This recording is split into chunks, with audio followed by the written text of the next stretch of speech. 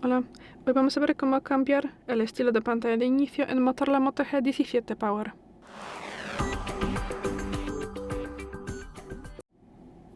Tenemos dos estilos, tenemos la versión estándar, que pone todas las aplicaciones en la pantalla de inicio, pero podemos también activar el cajón, y para esto abriremos los ajustes.